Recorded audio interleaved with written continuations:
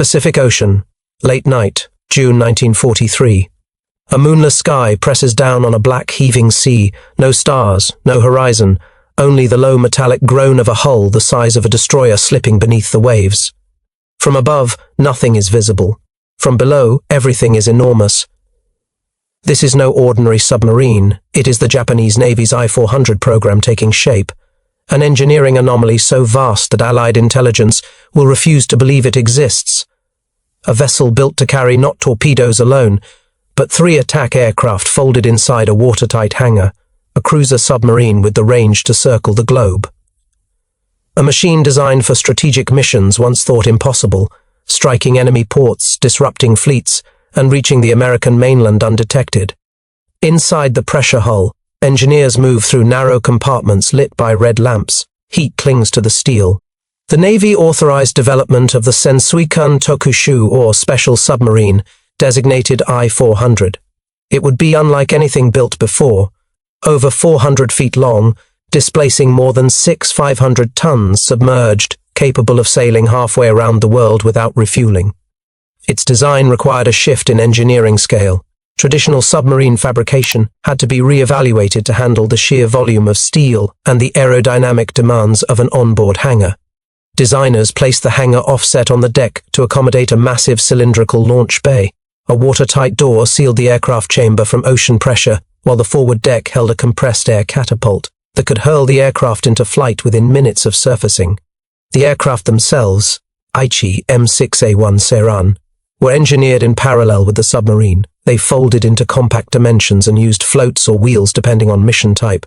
Their range and speed were optimized for low-altitude surprise attacks. The pairing of submarine and aircraft formed a single operational system, a concealed mobile airbase. Japan's technical ambition rose in proportion to its strategic anxiety. The American island-hopping campaign pressed closer to the home islands. Each defeat eroded Japan's ability to reinforce distant garrisons. As supply convoys diminished, naval leaders turned more urgently toward asymmetric options. The I-400 was framed as a strategic tool that could make up for shrinking surface power. Construction began in secret at Kure Naval Arsenal. Workers were sworn to confidentiality. Materials were redirected from conventional shipbuilding. The Navy classified the entire program. The sub's dimensions alone would have revealed the scale of Japan's desperation, so progress was compartmentalized. Few engineers saw the full blueprints. Even fewer understood the intended mission profiles. Despite the secrecy, challenges mounted. Wartime shortages slowed production. Allied submarines intercepted resources headed for Japan. Air attacks targeted shipyards. Each setback forced revisions in design and scheduling. Yet the urgency of the program ensured continuity. By late 1943, the first hull sections took recognizable form. Welding crews shaped the distinctive cylindrical hangar. The twin diesel engines were installed. The internal pressure compartments were reinforced to handle deep ocean transit. As construction advanced, Japan's strategic reality continued to degrade. The fall of key island positions compressed the empire's defensive perimeter. American submarines intensified their campaign, sinking merchant ships at a rate Japan could not offset. Carriers dwindled. Pilots grew scarce. The I-400 project gained symbolic weight, a technological instrument capable of reversing momentum where conventional naval strength had failed. By the time the first operational capabilities emerged, the submarine was no longer just a weapon. It was a statement of intent. Japan's attempt to redefine reach at a time when conventional warfare no longer favored the empire.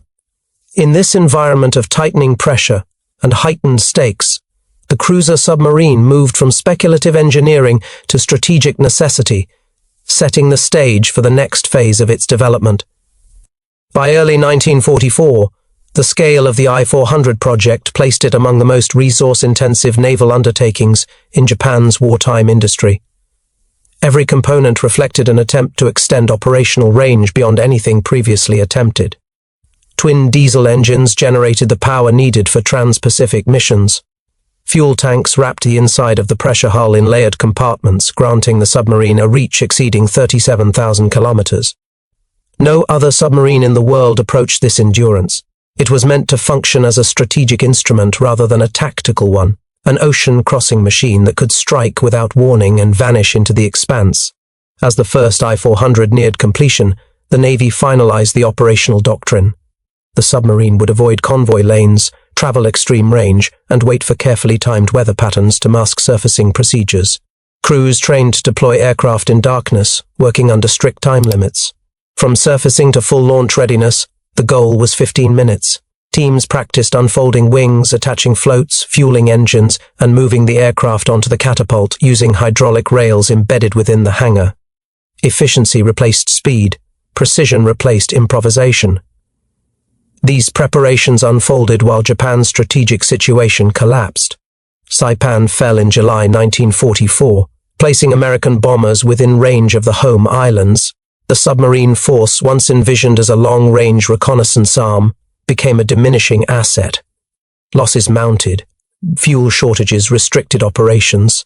The I-400 program remained insulated from cancellation not because it promised victory, but because it represented one of the few remaining options capable of producing strategic shock. Japan's high command identified two targets: Ulithi Atoll, the growing American naval anchorage, and the Panama Canal, the logistical artery linking the Atlantic and Pacific fleets. Both targets required reach, secrecy, and the ability to project air power from unconventional angles. Panama represented the more symbolic objective.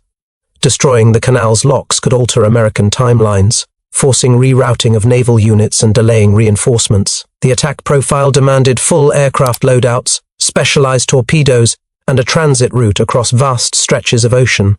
The Navy studied weather patterns, plotted submerged approach paths, and modeled potential escape vectors. The plan was ambitious but not unrealistic. The submarine's endurance made the mission technically feasible. Ulithi was more immediate. The anchorage hosted carriers, destroyers, supply ships, and repair facilities. Disrupting operations there could influence the tempo of American offensives in the Western Pacific. Seiran aircraft trained for low-altitude ingress, torpedo drops, and rapid evasion. Crews prepared for single-use missions, understanding that recovery would be unlikely. The Navy revised doctrine again, if necessary. The aircraft would be launched without floats, transforming them into one-way weapons to maximize lift and speed. Inside the submarine force, reactions were mixed. Some officers viewed the cruiser-submarine as a strategic breakthrough. Others saw it as a technological burden arriving too late to change the course of the war. The vessel required specialized maintenance and consumed resources disproportionate to its potential impact. But the High Command pressed forward. The Empire needed an instrument that could reach beyond shrinking territory, and the I-400 embodied that reach. By late 1944, multiple hulls were under construction, though only two would near completion before Japan's surrender. The first crews assembled at Kure, training intensified. Pilots familiarized themselves with cramped hangar interiors, launch procedures on unstable decks, and the sealed environment of underwater transport. Engineers instructed sailors on maintaining the catapult system, adjusting hull ballast under asymmetric deck loads, and managing the complex ventilation structures needed to support aircraft fuel storage inside a submarine. Against this backdrop, American air superiority tightened around the Japanese mainland. Bombing raids intensified. Shipyards suffered repeated strikes. Even as the I-400 class advanced, the strategic purpose behind it grew more urgent. The submarine was no longer envisioned as a platform for opportunistic attacks. It became a final attempt to impose uncertainty on an enemy closing in from all directions. The first completed vessel embodied the contradictions of late-war Japan, technical innovation emerging amid industrial collapse, strategic imagination constrained by material scarcity, and a long-range weapon designed for a shrinking world. The cruiser-submarine moved toward operational readiness as the Empire approached its breaking point, placing the machine at the center of a military environment defined by compression, desperation, and the search for any remaining asymmetric advantage. The I-400's engineering story begins with proportions that pushed submarine design beyond accepted limits. Its hull extended over 120 meters, a length that placed it between cruiser and carrier classifications. Engineers confronted structural challenges uncommon in conventional submarines. Pressure resistance had to be distributed across a longer frame. Bulkheads were reinforced to offset stresses produced during deep dives. Ballast systems were expanded to compensate for the asymmetric mass of the aircraft hangar mounted along the starboard side. Inside the vessel, passageways narrowed where internal tanks wrapped around the pressure hull.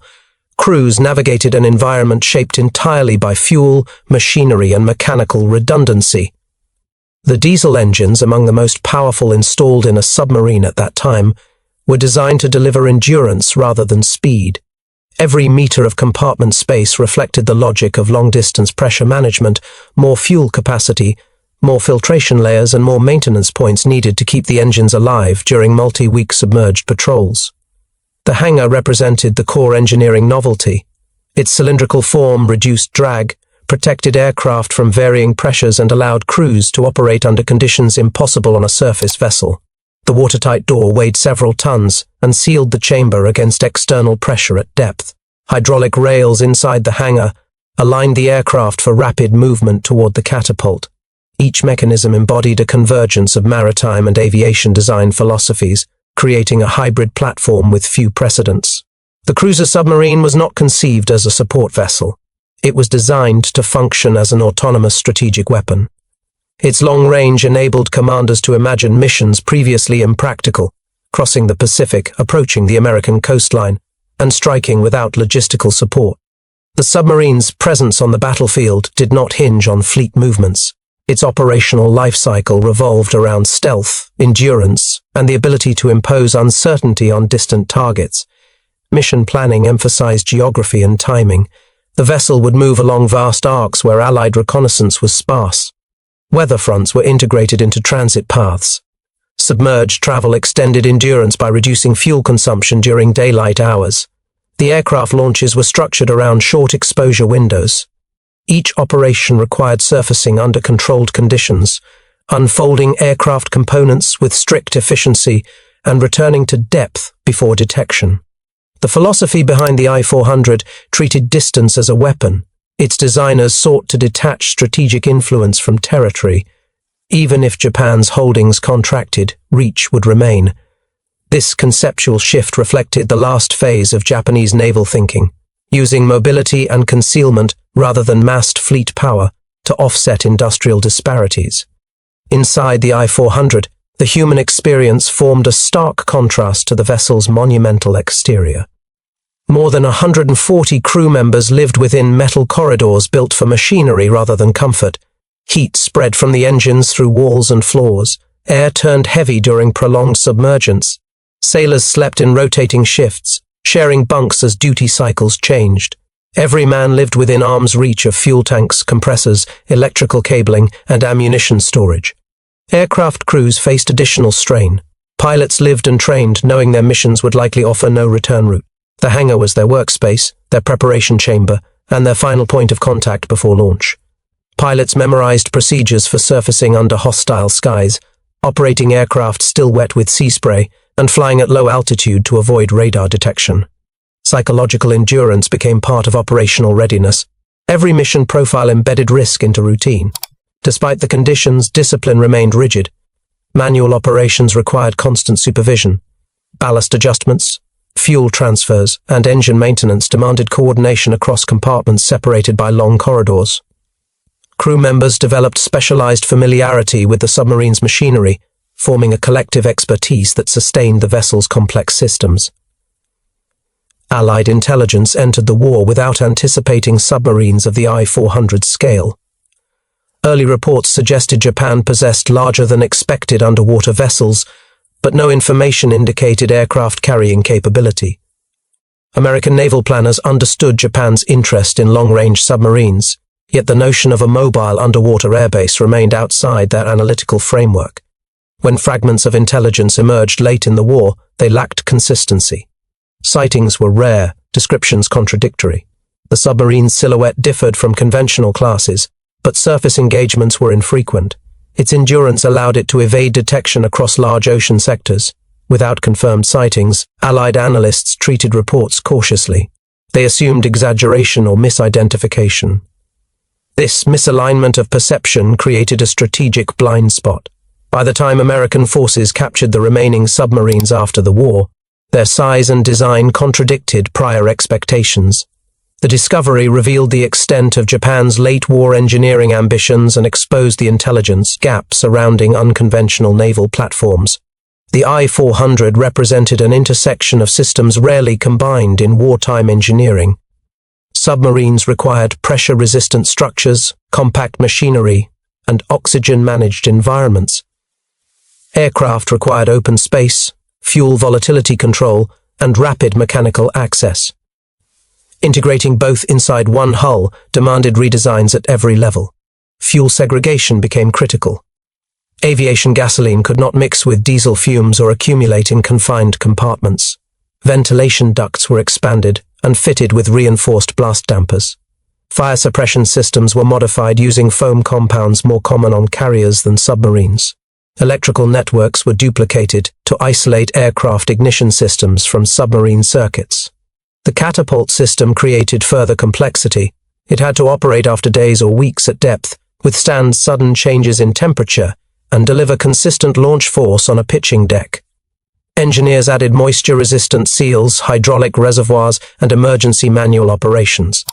The result was a mechanism capable of launching aircraft in rough seas while the submarine balanced surface exposure against tactical risk. Internal navigation also shifted. The enormous hull created turning radii unusual for submarines. Control surfaces were enlarged. Ballast calculations grew more intricate. Maneuvering a vessel of this size required coordination comparable to operating a small surface ship under the constraints of deep water pressure. Technology did not simply coexist within the submarine. It formed a layered system in which each component dictated the behavior of the others. Japan built the I-400 during a period of strategic contraction. Losses in the Central Pacific, depleted carrier air groups, and the destruction of merchant shipping created psychological pressure on the high command. The submarine's existence became an answer to a question no longer defined by victory, but by influence.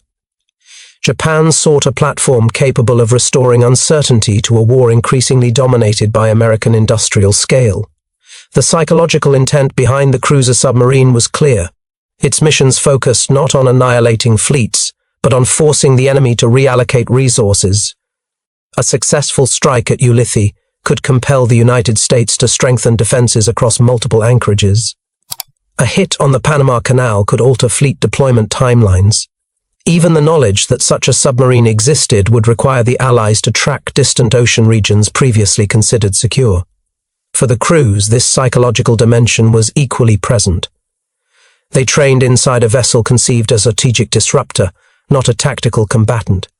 Each mission profile implied operating far beyond support range. In preparing for one-way aircraft sorties, pilots and mechanics accepted operational parameters shaped by strategic necessity rather than survivability. The submarine's psychological role extended from high command to the men who lived within its steel hull. By 1944, most nations focused on refining proven technologies, improving radar, enhancing escort vessels, and optimizing anti-submarine warfare. Japan, facing resource constraints and strategic compression, moved in a different direction. It pursued innovations that bypassed conventional force structures. The I-400 was part of this shift. The submarine joined a lineage of late-war concepts: rocket-assisted interceptors, pulse-jet aircraft, and unmanned explosive boats. These technologies shared a common trait. They emerged too late to reshape the war, but they demonstrated accelerated innovation driven by strategic pressure. The I-400 stood apart because it reached full operational capability. It became not a prototype, but a functioning weapon class with trained crews and defined missions.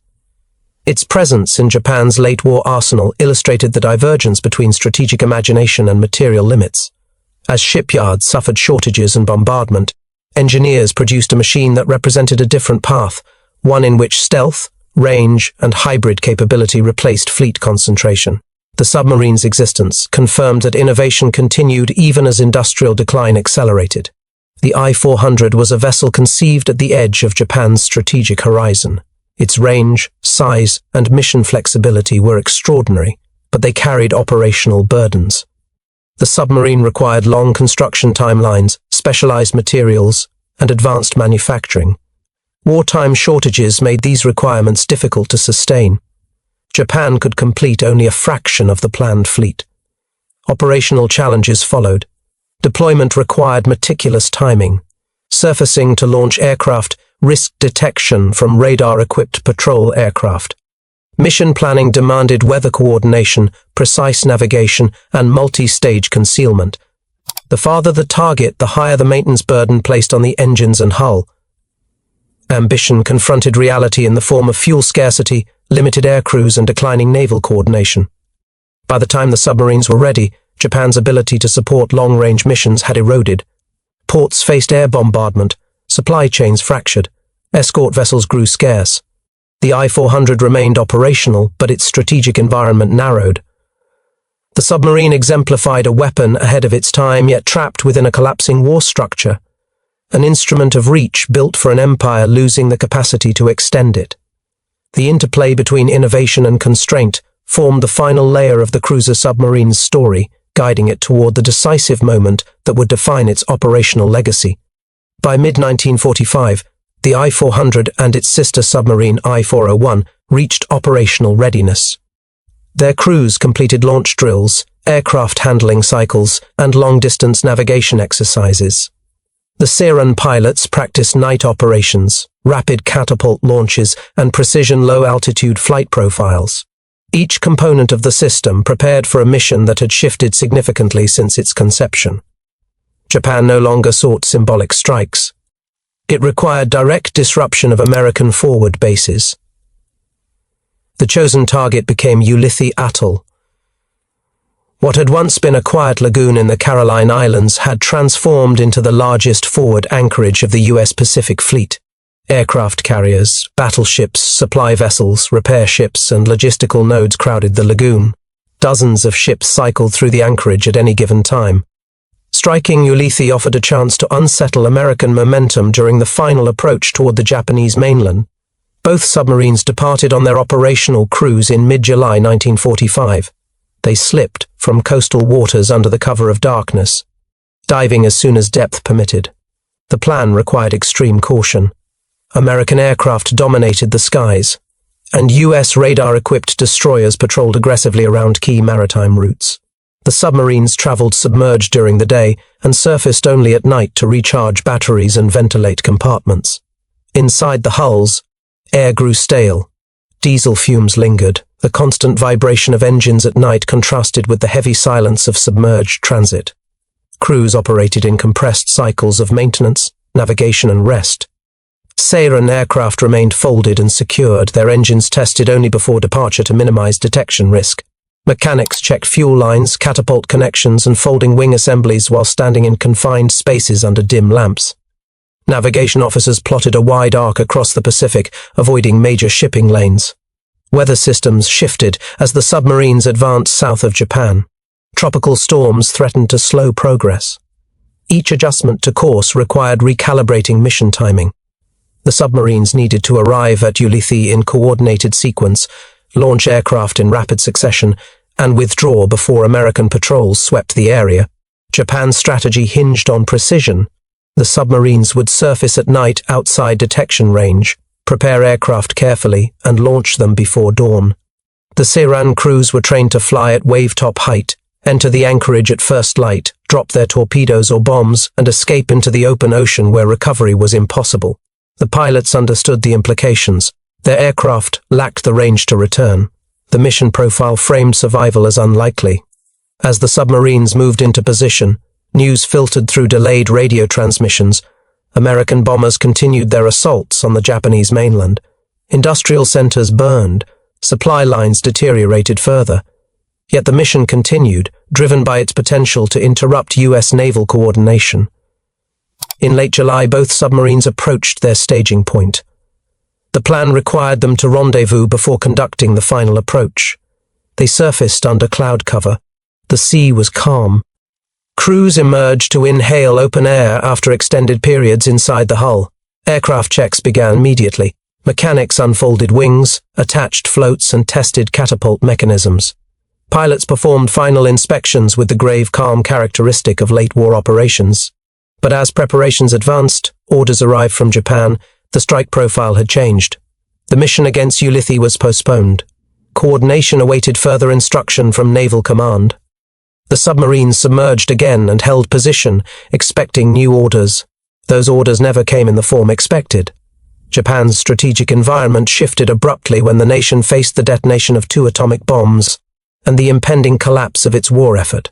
The submarines received fragmented updates as communications faltered. Signals traffic reflected confusion. Some messages hinted at surrender. Others maintained operational directives. Inside the pressure hulls, uncertainty replaced momentum. Crews continued monitoring the aircraft, engines, and torpedo systems. Yet the clarity that defined the mission only days earlier dissolved as Japan's situation accelerated toward a definitive turning point. The submarines maintained patrol posture, unaware that the next transmission would redirect their purpose entirely and define the moment when the largest cruiser submarines ever built would transition from strategic weapons to vessels without a war. Japan's surrender order reached the I-400 and I-401 while both submarines held station in the Western Pacific. The message arrived through fractured transmissions, carried across unstable radio channels, but its meaning was unambiguous. All offensive operations were terminated. All weapons were to be rendered safe. All submarines were to surface, identify themselves to American forces, and prepare for surrender. The directive ended the operational purpose of the cruiser submarines. The mission for which they had trained collapsed instantly. The aircraft remained secured in their hangars. Torpedoes stayed loaded but inert. Catapult systems, prepared for a final launch cycle only days earlier, fell silent. Inside the hulls, crews processed the message with restrained discipline. Procedures replaced emotion. Pilots secured personal equipment. Mechanics locked down fuel lines and drained ignition systems. Torpedo officers documented disarmament steps. The submarine shifted from a strategic weapon to a vessel executing compliance protocols. The next order forced a deeper transition. Japan instructed both submarines to destroy all Seiran aircraft before surrender.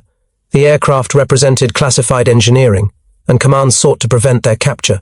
Mechanics carried out the order methodically. Wings were detached. Engines were disabled. Components were thrown overboard. Entire aircraft were pushed from the deck into the sea. The machines designed for long-range surprise attacks disappeared beneath the surface without launching a single operational mission. Once the aircraft were destroyed, the submarines surfaced and moved toward designated coordinates for surrender. Their size became undeniable. American aircraft spotted them first. Patrol planes circled overhead, broadcasting identification requests. The submarines acknowledged and maintained course. American destroyers intercepted them. Boarding crews noted dimensions larger than any submarine previously encountered. The hangar cylinder, catapult track, and dual bridge structure contradicted established Allied intelligence assumptions. The scale of the cruiser submarine became clear the moment American personnel stepped onto the deck. The surrender process followed strict procedure. Japanese officers assembled on deck. Documentation was presented. Weapons remained secured. American teams inspected the hull, the hangar, the control rooms, and the engineering compartments. The internal layout revealed the purpose of the vessel: long-range endurance, airborne strike capability, and a degree of hybrid engineering previously unseen in submarine warfare. The submarines were ordered to sail under American escort to Japanese ports, where formal surrender operations continued. Crews maintained discipline as they navigated through waters now controlled entirely by Allied fleets. Inside the vessel, the silence of engines at reduced power replaced the tension of combat readiness.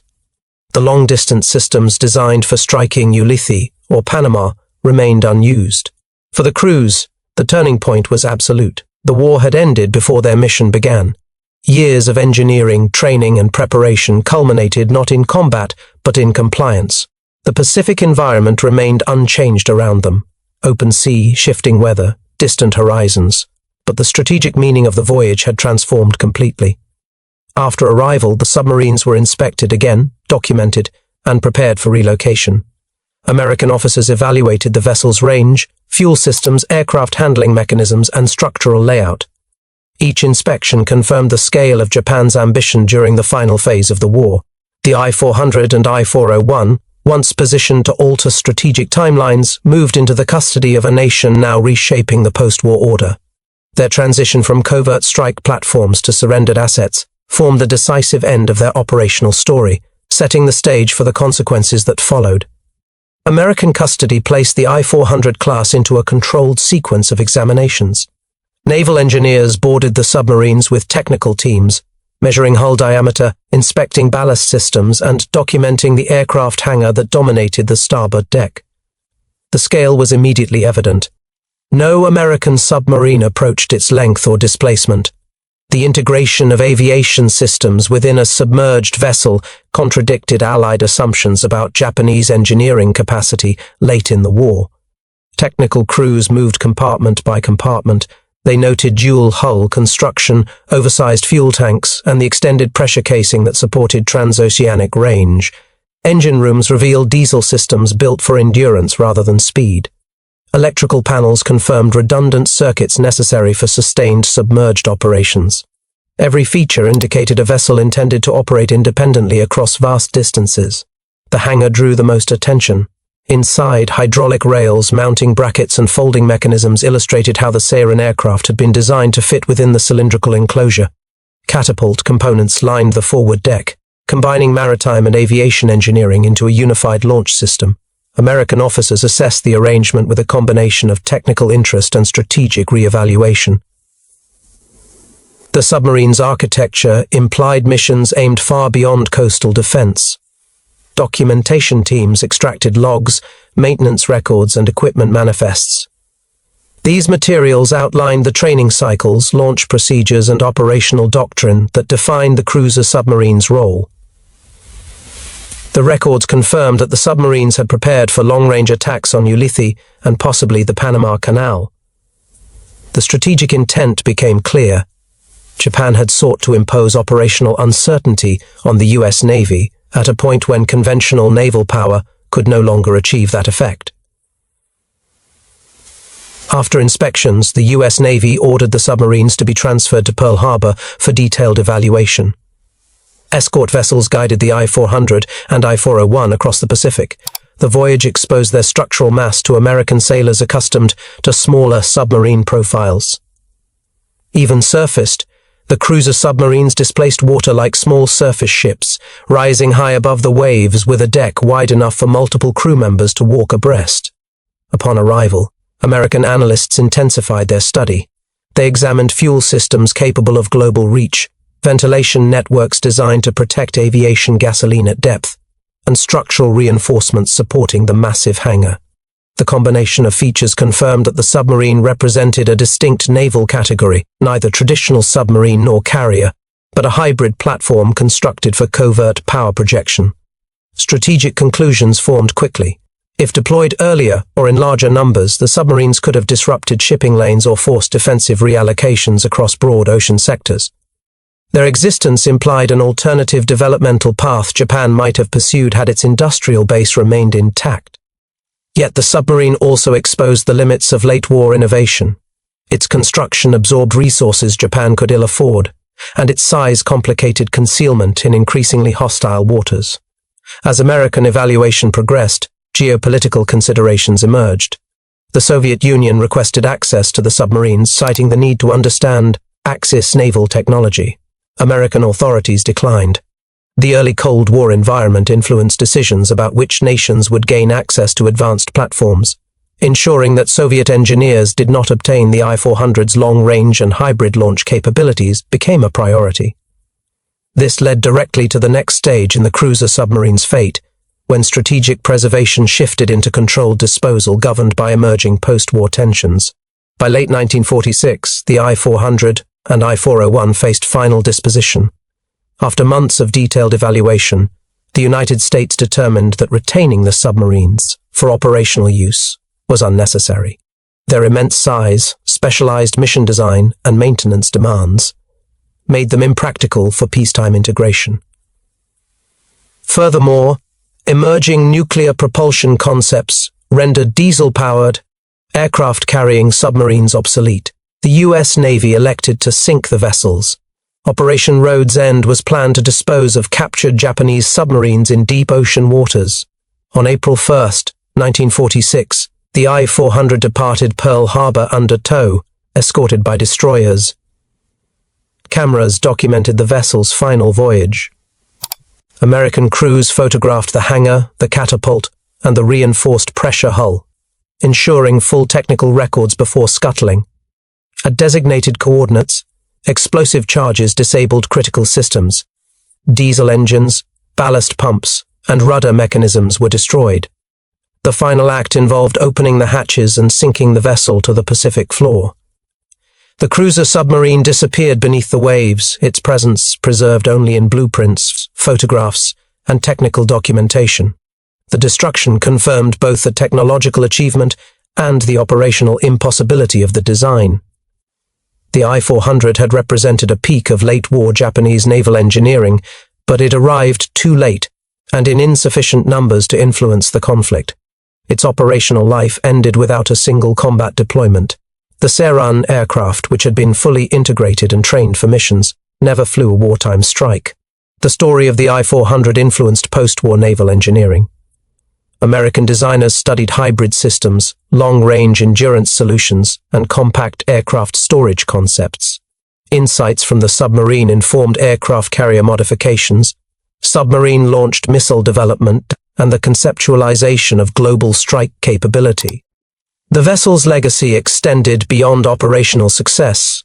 It became a model for experimentation in integrating multiple domains, air and sea, within a single platform. For Japan, the aftermath was equally stark. The ambitious program demonstrated technical mastery, but underscored the limits of industrial capacity under wartime attrition. Hundreds of engineers, welders, pilots, and sailors contributed to a project that ultimately never altered combat outcomes. The submarine stood as a testament to strategic innovation, constrained by logistical reality. The I-400's disappearance beneath the Pacific marked the final physical chapter.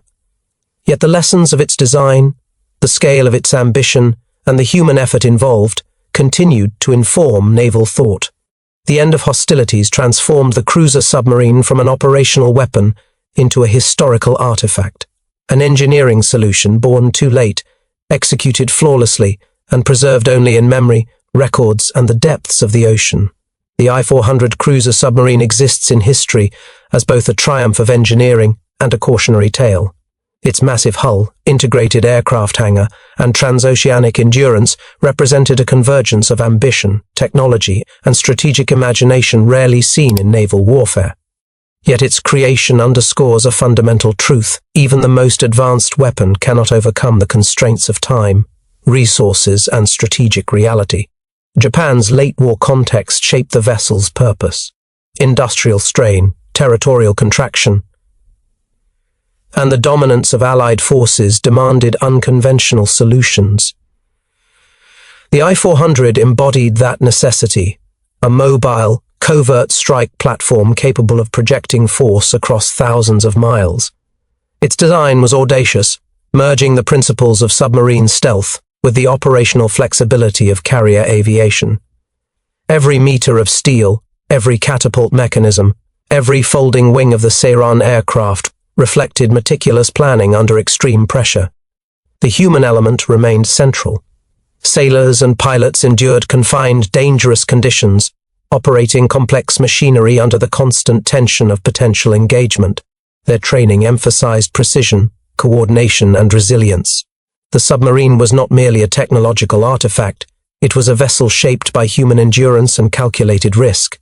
Yet despite perfection in execution, the I-400 never influenced the course of combat. Its missions were aborted by surrender, and its aircraft never launched in anger. The vessel's fate reveals the limits of innovation constrained by time and circumstance.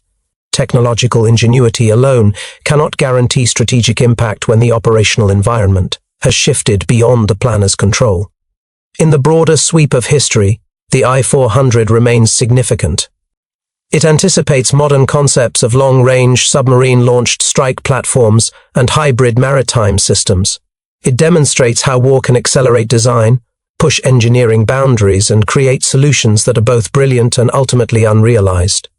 Its story reflects the intersection of ambition and limitation, a tangible expression of an empire striving to extend influence when conventional means had failed. Beneath the Pacific, the cruiser submarines rest, silent yet monumental. Their legacy endures in lessons of engineering audacity, strategic imagination, and the delicate balance between human ambition and the inexorable flow of historical events.